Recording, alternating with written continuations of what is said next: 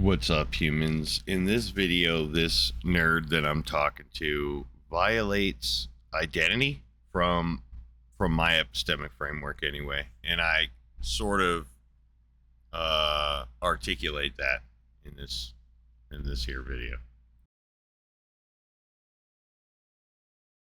Yeah, there are things around us, there are things in us that couldn't have been derivative or not Could not derivative, have. What do you mean could not have?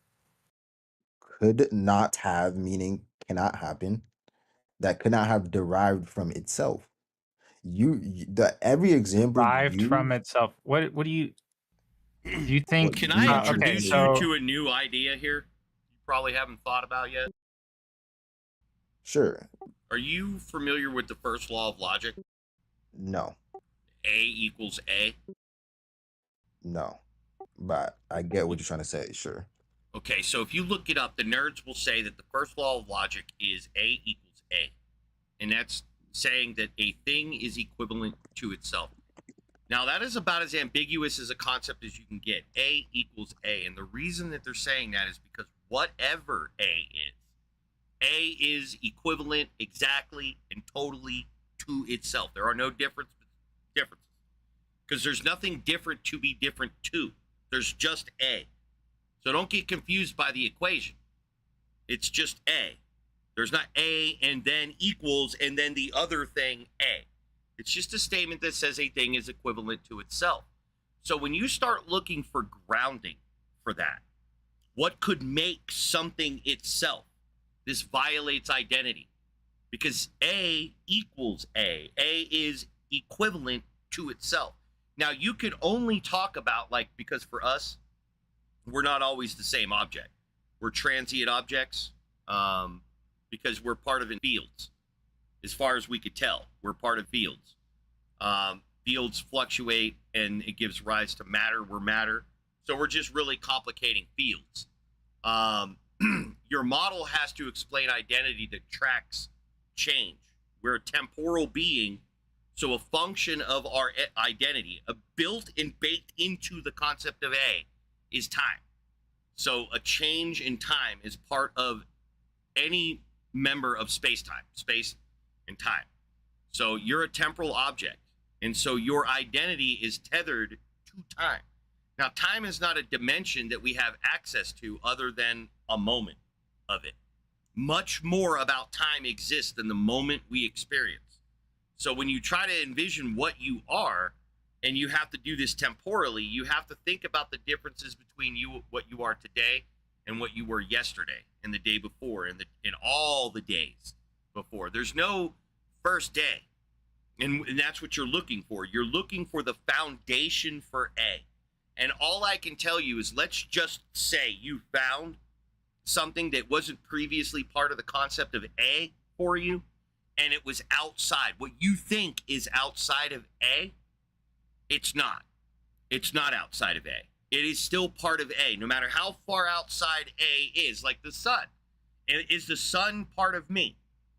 Well, technically, yes. In this model, yeah, we're all members of the same fields, right? We are gravitationally affecting each other. Now, the electrodynamic interactions between the sun and me are much stronger than the gravitational dynamics between me and the sun, right? Much more change occurs along one axis than the other, right? So when you're trying to look for what would give rise to being, in my model, the way I understand things, that violates identity. No matter how confusing A is, A must be equivalent to A, no matter how disconnected the part of A is. If God exists and all of reality is contingent upon God, then in this model, in this way of description, whether you like it or not, God is part of my identity. It's part of the field that I belong to somehow. I don't know what it is because it's a proposition you've come up with. But when you say these things out loud, from my brain, I think about it like that. So I'm asking in my brain, why is this dude trying to contradict the notion of identity? Because you're arguing that A is not equivalent to A, that A is A plus B plus B being this unknown factor that you think A must need, right? But again, all I'm going to tell you is that A is still A, no matter what you try to point at out there in reality. You just got to look at it at different scales. So you're asking a question that violates identity. You see? And the question being, which one of my questions? Where did my motion come from would be one of the questions. Asking where did my No. motion come from violates the intrinsic factors that is my motion, right? Part of my identity is that I'm a spatio-temporal being, which means motion is an intrinsic property of my being. It can't come from outside my being. It must be intrinsic to what I am. Now, remember earlier I said I was eating an apple? Yeah. That's where I'm getting my motion from. All the apples I've been shoving in my mouth. I use that as energy. Without those apples, I'm not me, right? Even the very bones and shit that I'm made out of is the food that I eat. So I have to have a description of A that notates the transient function that is being, right? There are no static objects, and you have to be able to describe objects by their nature. And since we're space-time beings, then function is an intrinsic property to things like us. So asking where does it come from, it comes from our food, I guess. That's the only way I can answer that question, right? Because you're trying to ask, other than my own identity, what makes me me? And that's an incoherent question. Like, Oh. I'm kind of curious a little bit. What did you observe in reality to indicate derived from? I'll get to that, but I do want to get to like the A thing, right? If I'm asking a philosophical question of saying why is the law of identity true, that's different from me denying that it is true, right? So if I'm saying that if I make a question that is based off of the origin and not necessarily the identity, that's not violating the law of identity. I'm asking you whether everything does everything just exist, or is every process that occurs or everything that exists requires an internal cause? Well, Like energy that, is that's a part of the causation question. dynamics. Space-time beings are energetic systems, Okay. which is So part of the description. It's not extrinsic, that's intrinsic. so you're saying not every process that exists requires an external cause. What Or I'm is trying that to what say you're is trying to say? in this model, because you're a space-time entity, there are no external factors to your notion. So you got to understand concepts like world lines, right? What a world line is. Like, think about like the cells that make up you and the elements that they are, right? What are elements? They come from dead stars. So in order for you to have iron in your blood, in your hemoglobin, a whole ass star had to blow up, because iron is only made inside stars, but it's outside your star or outside the star. So how'd that happen? So in order for you to be a being, billions of years ago, before Earth and our star existed, a star existed and it blew up. That is you. Your parts were in that star. Now, there may be 5 different stars that blew up that are responsible for 100% of the matter that's in you. And you are all 5 of those stars. Let's say it's just 5 stars. You are all 5 of those stars, right? Because those stars and all of your mass was in those stars, but we'll say 8 billion years ago, 7 billion years ago, or something like that. And all of those stars blew up and they scattered, and our star formed and our planet formed. All the shit, all the dynamic systems that happen is just a rearrangement of those 5 stars. Those 5 stars created all of our solar system and many more solar systems. Many solar systems were created from, I don't know how many stars, but we're saying 5, from those 5 stars, right? And so they scattered, they allowed you to come about. And so to ask where, what you are, being that you have iron in you, logic dictates that you must be at least part supernova. Part of your description, if I look at your world line, When I pause 7 billion years back along your world line, all of your parts are emanating from supernovas because you are a supernova. You are one of the things a supernova does, right? Supernovas make planets with life on them. That's what a supernova does. So this is exactly what it looks like 7 billion years after a supernova. So what makes you any different than a supernova when that's all you are? You are the expanded, desiccated remains of a hypernova, right? A supernova went off. So you are a supernova in this model. But that's only going back 7 billion years. What about 10 billion? What about 100 billion? What about quintillion years ago? These questions can be asked. They may or may not ever get answered. But along this journey of it not being answered yet, you're being told repeatedly over and over and over, you're in a dynamic system, an electrodynamic system, and all different kinds of dynamic system at every stage. At every stage, you're given every reason to assume that it's a dynamic system. It comes from a dynamic system because it is a dynamic system. And you're trying to turn what is wholly and entirely, from top to bottom, left to right, and forward and back, entirely a dynamic system, and asking the question, how did it come from a non-dynamic system? I don't know what aspect of reality you are appealing to even come up with the notion of no dynamics. That is insane that you guys do this. It is the case that reality is entirely motion. And we know that motion begets motion. We don't know that no motion begets motion. That's not what we know. We know that don't happen. No motion cannot beget motion. Motion can take things with no motion, with appearance of no motion, and give them motion relative to the observer so that they now detect motion. But again, even a static object is in motion.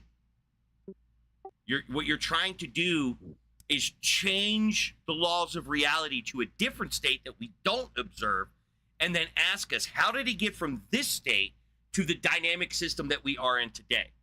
That's an incoherent question. You need to demonstrate a no dynamic system. You need to demonstrate that first. Even one, just one tiny little fraction of an amount of a no dynamic system giving rise to a dynamic system. Just a tiny little bit of that, and that'll be enough for me to go, okay, well, maybe all of reality did that. But since all of reality doesn't do that we detect, every time we've stuck our things in it and got back data, it's said, hey, high dynamic system. Every single fucking time. 100%. It's not like it's 99.99999. It's 100%. But I hear this a lot, right? Well, I don't know if you're necessarily an atheist or not, but I'll just describe you as an atheist, right? No, atheism's the- retarded. What the fuck? I hear this a lot from people that make this argument. It's like, okay, well, this sounds insane, this sounds insane. And I can get how it could sound strange from your point of view, but do you understand how it could also sound insane to me that No, fact because that you can just look at it. I could walk up to you. There could be a 1983 Oldsmobile, and I could ask you repeatedly, would you look at that? I could go to one side of it and say, would you look at that? And then I could go to the other side and I could say, would you look at that? I'm not asking you to believe in dynamic systems. I'm asking you to rub your dick across one, lick one, right? Jump into one, pick one up, put one down. I'm not asking you to believe. You are, look out at the world. It is a dynamic system. I'm not asking you to believe that it's a dynamic system. I'm not asking you to believe that things that just sit there continue to just sit something there. Pick anything. Look, I got a vaporizer sitting right there. It's still sitting there. And it's still sitting there. But look, I'm going to use my hand to put it in motion. It's moving, it stopped. Now it's sitting there.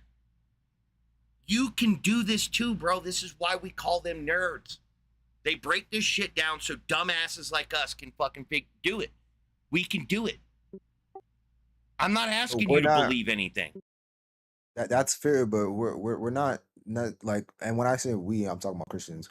We're not necessarily changing the laws of reality. What we're trying Yes, to you do are. is, You're But no, fundamentally changing it. You're asking no but let me motion to explain motion. though. Let me explain. What we're actually asking is what explain why those laws in physical universe exist in the first place. Like No, that's what hold we're on. trying to say Those are because there's mere an important. descriptions. Those are descriptions of extant reality. They don't exist. Are like the laws that we talk about, like C, for example, speed of light, the speed of causality. That's just a description. You're asking why the description? Because we fucking describe it that way. That's how we see it. We observe C. Well, but you're asking like, well, more fundamental to that, super physically, why C? Well, you figure that shit out. No one gives a religious people ask those questions. We only care about how fast fuck photon moves and how fast causal relations can unfold. Yeah, but listen to what you just said, right? The second that you were about to possibly just think harder about something, you said, "Who gives a fuck?" Though. So Yeah, because what it's a I'm stupid question. no, That's what I'm saying. remove the stupid Bro, for what a does a second. beaver's butthole Wait, taste like? hold on, No, though, hold on, you hold the hold, fuck on. What does a hold squirrel's on, asshole? What a wait, squirrel? I'm gonna mute you. Nope, wait, you're waiting. You're fucking waiting. Yeah, you're wait. fucking waiting. You But want to play games? We're we're playing have, fucking games now. You want to play we're games? not. You're playing Wait, games hold. right now. You're about to get fucking muted for playing games. So shut up. Stop Yeah, talking. I don't need you. I would. I said shut up. Fuck you now. You could have kept talking. Now you get to shut the fuck up. Fucking retard. Fucking spurg like that to me when I'm trying to educate your ass.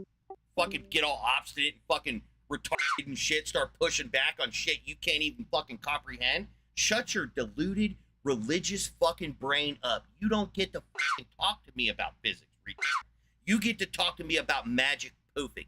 That's what you get to fucking talk to me about. That's the questions I'll ask you. I'll ask you to define magic poofing, right? You get to talk about magic poofing. You want to know about physics?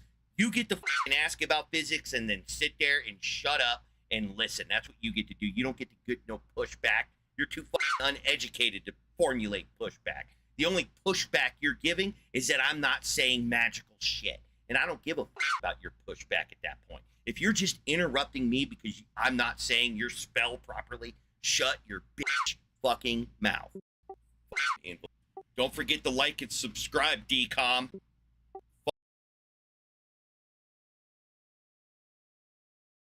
So you could see how from this guy's framework, he's able to semantically represent a question about reality.